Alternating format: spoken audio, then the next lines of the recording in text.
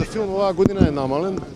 Објаснувањето на релевантни представници на Министерството за култура е дека е тоа заради тоа што во минатото постоеле дубиози и дека средствата биле давани на непродуктивни и непотребни проекти.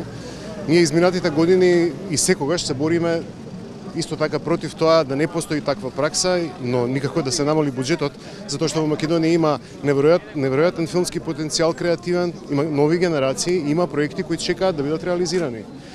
Значи, никако намалување на средствата за филм, напротив, туку нивно правилно искористување, заострување на критериумите за филм и подршка кон филмите.